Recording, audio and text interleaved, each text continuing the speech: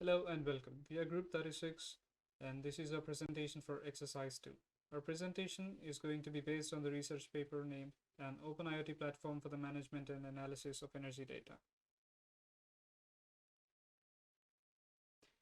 Thousands of sensors are being and will continue to be deployed every day. All of these produce data mostly several times per second.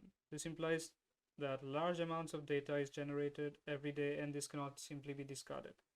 Irregularities and anomalies in the data also pose issues. This means an ever-growing storage facility is needed to maintain all of this data, which is not likely at all. So instead, the raw data is processed and analyzed. Thereby, only a required amount of the processed data, which can describe a large amount of raw data, is stored at the data centers. But this is still in a growing state. Coming to the topic at hand, which deals with energy consumption in buildings, it has been discussed in the paper that residential and commercial buildings are one of the major consumers of energy. There is a lot of room for improvement in terms of heating, cooling, and other power systems. But changing infrastructure requires large amount of money and time, which is not feasible in many cases. Rather than that, using new techniques like IoT to help change the usage patterns require comparatively less efforts. So, how to improve efficiency with minimal efforts? The first part, as previously discussed, is to use IoT devices like smart power meters, environmental sensors, etc. The second part is to manage the data generated from these devices. This is the crucial part, as only a proper feedback can improve the performance of a system. And this takes us to the problem presented in the paper. Existing IoT platforms offer their users the ability to control the devices and view the raw data collected from the appliances. They do not incorporate any data mining or analytic aspects. Even if they do, it is done through a third-party service which does not completely make use of the data to a good extent. This shows that all the data is being collected and visualized, but no meaningful instances are being made out of it. But this is the first step that is needed to make the platform become efficient. The solution will be discussed by my colleague. Hello, I'm Juan, and now I will present you the solution. So the first question we can ask is, has this been done before? The answer is really not, because this implementation is really specialized in large amounts of heterogeneous data. So no, this hasn't been done before exactly. It also has the solution IoTP, uh, a clustering mechanism that allows it to decrease the amount of redundant calculations. On previous work, the similar previous work that has been done, there are several approaches, one theoretical, like the one by Su et al., and there are also several practical approaches that have done some of the features that IoTP also does, like predict energy consumption, but not the same. So, what is IoTP? Well, IoTP allows us to analyze all of this data, and the way it works is we have a bunch of sensors with their raw data, and all of this data is sent to a data cleaner. This data is filtered and stored. One part of this data will be useful to make the virtual building areas that we will talk about later, and allows us to analyze it better and efficiently. And on another part, this data is processed and allows us to analyze and visualize it. So how is it structured? We will take a look at this UML diagram. First of all, we can see all of this is for managing the data. First, we'll go to the buildings. The buildings are just this just model the target buildings. It has some operational and architectonic details. For example, we can see the opening hours of the building, the how is it used, on another physical attributes that could be, for example, where are the windows located, how is the building orientated, and other data. In terms of the spatial region, this helps us to locate the building in coordinates, and it also allows us to link several buildings that might be in a similar geographic region. For the sensors, these are just the sensors that are available. For example, we could think about sensors in the building, maybe thermometers, power meters, or the HVAC. The clean version of these sensors that we can see at the bottom is just the same sensor, but its data has been cleaned, so it has made some processing. Finally, the external sensors are sensors that may not be in the same infrastructure of the building, but can still be relevant. We could think about a weather station or something like that. Here we can see more of the architecture. It's just a 4-layer architecture. The first layer is just the sensorization layer. Here just the devices are connected on the actuators and just send data to the platform.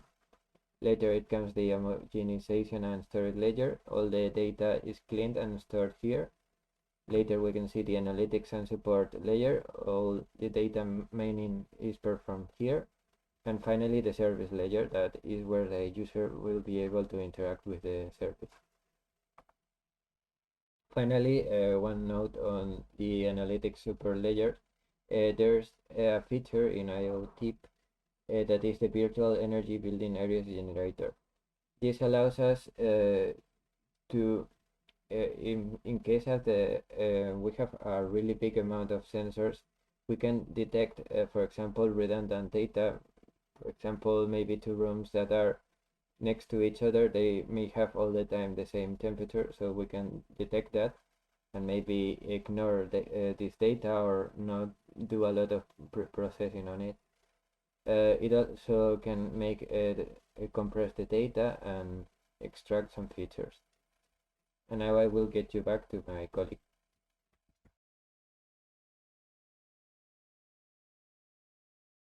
For the purpose of evaluation, the developed platform was instantiated at the University of Murcia, Spain, during the winter when usually more energy is consumed. This was done for a period of 4 months from October to February. The platform is installed on a centralized server running CentOS version 6.7. Before the deployment of the platform, a full covering of energy-related variables was done in the building under study. After preliminary evaluations, it was discovered that there are 3 main families of data that are fundamental to understand the energy behavior of the building users.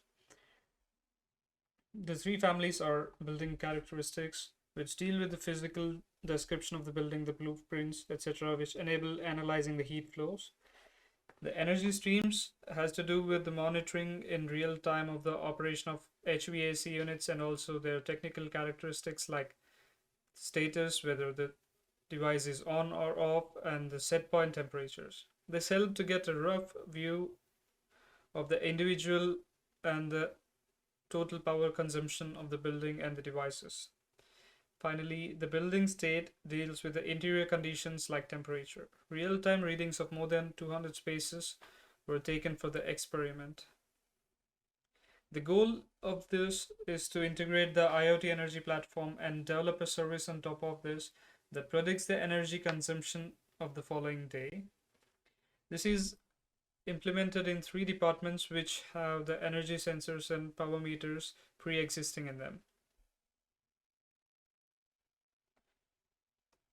Along with the prediction service, additional features like visualization of the most recent data and also the historical data for a given time range were also added. The virtual energy areas can be visualized and also be controlled by the administrators. For the evaluation of the platform, the accuracy of the energy prediction service of the generated areas are included and studied. The suitability and the feasibility of multi-layered view of the energy-related information proposed by the IoT energy platform by means of virtual energy areas generated is also studied. As an example, the number of hours that 5 devices were on during 5 days is shown here. To generate these areas, the daily aggregation of data made by the VBAG or Virtual Energy Based Area Generation module, all of this was based on counting the number of hours each device was turned on during the day. This is a picture of how the dashboard of the application looks like. The previously mentioned features are shown on top here as various tabs. The others use the k-means clustering algorithm to cluster the entire the data from all the HVAC devices. They assure that the flexibility to choose any clustering algorithm exists. This is the visualization of the clusters. Out of those, 3 arbitrary clusters are selected and highlighted here. It can be observed that of these 3, the third cluster has rooms with high use pattern, and the opposite is true for cluster number 1. It is seen that there are a total of 239 devices here from all the 3 clusters, but all of them are represented as just 3 variables or 3 inputs. This reduces the redundancy created by the data and thereby improves the efficiency of the system. This helps to run lightweight prediction models also. All the different combinations of data starting from just the raw HVAC data, and then the clustered data that is generated from the raw data, the weather information from the sensors, and finally the clustered data along with the weather information are fed into various prediction algorithms such as random forests, support vector machines, or various neural networks. The results indicate that the clustered HVAC data is found to be the one with the least root mean square error for almost every prediction model used. From the start, the platform could integrate seamlessly along with the existing sensors at the university. The platform added features of data mining and analysis, which helped in easy development of top-level services. The authors found that clustering helped a lot by reducing the data redundancy due to reduction in the number of variables. Also, clustering resulted in an abstract and multi-layered view of the energy data of the entire building, which helped the administrators to understand energy usage behaviors and patterns. The authors conclude by saying that simple sensorization as a part of IoT is not enough to achieve energy goals. They say that there is a need for proper processing, management, and mainly analysis of the data that is generated from the smart devices and sensors, all of which would play a crucial role in the development of energy-aware services with efficiency as the main concern. As the system is built based on the open source framework of 5Air, new software modules or enablers that are also developed with the same framework can be easily integrated on this platform.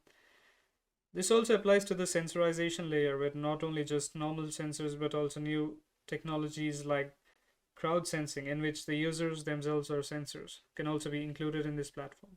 This means the platform has a great potential for development and deployment as well. The following are the references that are used throughout this presentation. Thank you.